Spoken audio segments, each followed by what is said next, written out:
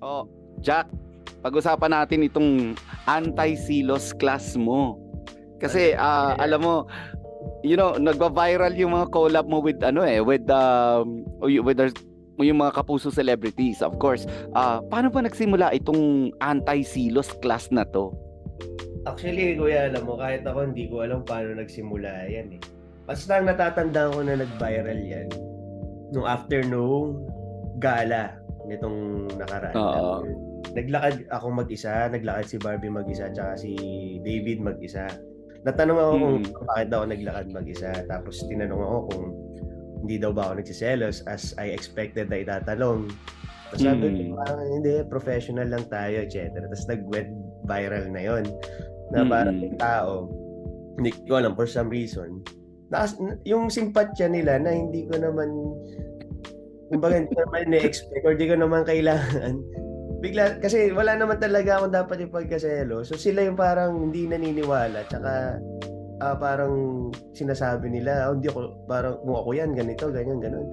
Magsiselo. Baka kasi nakaka-relate. Meron silang karanasan na nire-relate nila doon. Oo eh. Siyempre iba naman yung mundo ng pagiging artista. Kasi siyempre profession namin yan eh. Alam namin kung paano magkaroon ng chemistry sa bawat ka-partners namin. Sa magkaroon ng kilig. Yun yung trabaho namin eh. So parang for me, hindi siya kaselos-selos. Hindi tinatanggap ng tao yung rason na yun. Parang mas cute paglaruan na, hindi, nagsiselos si Jack. Selos Hindi. yan, no? Yun, nagselos rin yan.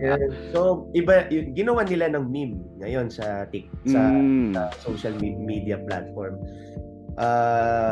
Yung isang social media platform na yun, pwede mo i-stitch yung sayaw ko sa sa social media platform na yon. So ginawa nila, tinahin nila yung kantang, yung sumasayaw nung kasi nag-trending yung My All. Naki-trend ako. Siyempre sa TikTok, kailangan sabayan ko ano yung trend doon. So sinayaw-sayaw ko yon. Yan ginawa ng mga tao. Gumawa sila ng meme na parang in denial din sila dun sa pagsiselos nila sa mga kapartner na. For example, hinatid lang daw niya yung best friend niya.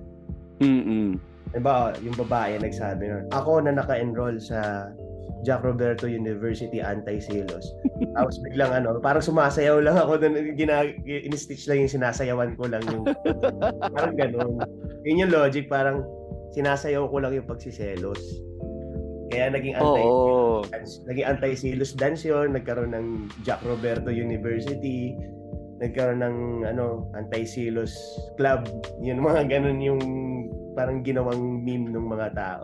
So nung katagalan, hindi kasi ako nagre-react pa dun sa social media na yan eh. Parang hinahayaan ko lang na yung mga tao. Tapos talagang kala mo, pagka nag-FYP ka, kala mo page ko yung ini-stock mo kasi puro ganun yung nakalagay. Wild. So ngayon, parang promo na rin sa The Missing Husband. Oo. Ako. Yung mga, pati si Sanya, di ba?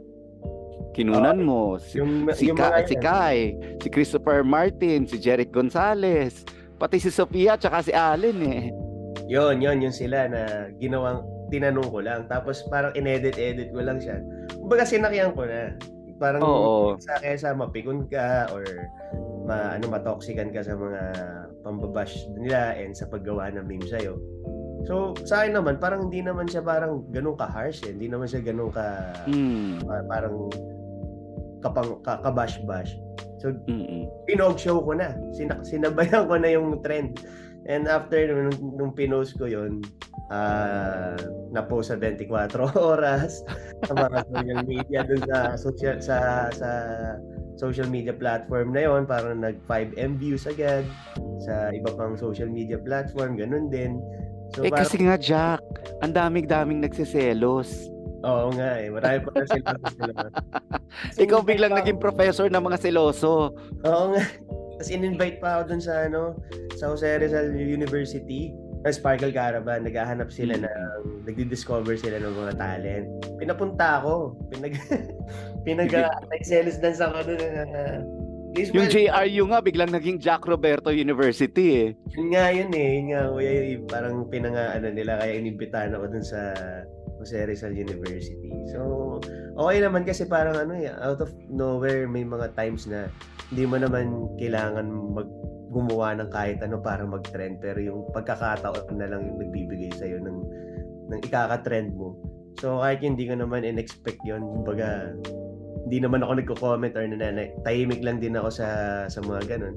Pero nung parang madami na nagbibiro sa akin na Prof Jack, yan. So sinakyan ko na.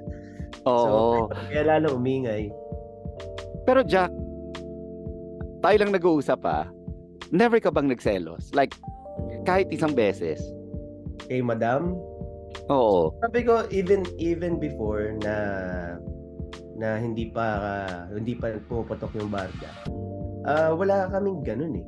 Kasi most of the time, ginagawa namin biruan yon sa isa't isa. For example, yung kay Dennis Trillo. Tapos ako rin, Nilin Mercado before. So pag nagbiruan kami, parang normalan na lang namin. So hindi mo talaga makikita kung may nagsiselos ba or wala. Kasi parang gano'n na. Normal na namin, parang kami pa nga nagpupush sa isa't isa. Oh, kasama mo doon sa trabaho si Dennis happy. Parang gano'n ang biruan namin eh. O yan, sinulog kami nakita ko sa si Jenny Lynn, ganyan. Tapos namali pa nga ako ng sinabing pelikula. Sabi ko, tapos tawa siya.